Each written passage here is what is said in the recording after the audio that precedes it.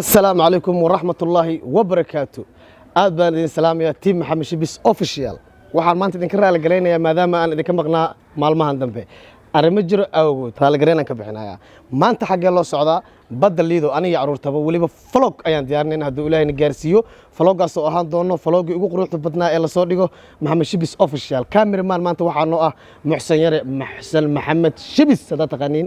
ayaa maanta waxaa noo ah cameraman waxaan ku sugannahay waliba stuudiyaheena qaaska Soya Films haddana waxaan aadi doonaa hadduu Ilaahay yiraahdo degmada Cabdicasiis gaar ahaan liido waxaana la socota Naju Yarisay Nasteexa Maxamed Nuur إجران مريان dad badan aan wadnaa waxa kale oo nala socoto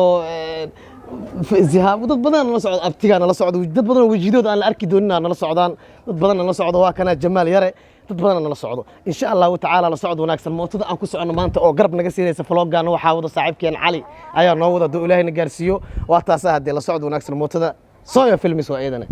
thank you so much haya asxaabta hadda intaan imaana ma taqaanaan degmada Cabdicasiis gaar ahaan xeebta liido ayaan joognaa waa u jeedin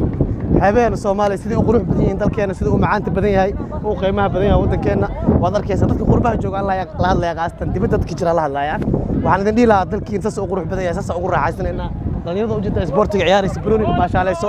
badda u jeedi doomanka gabdhaha iska baashaalay dabaalay waad arkaysaan insha Allah ta'ala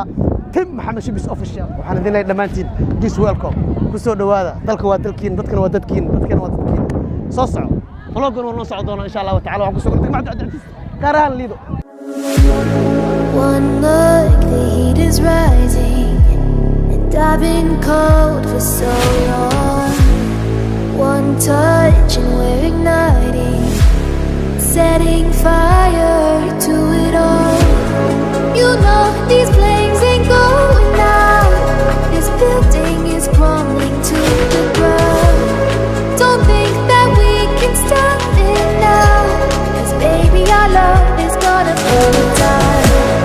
You know these days ain't going out. This building is crumbling to the ground. Don't think I wanna stop it now, 'cause baby our love is gonna burn it down. Burn it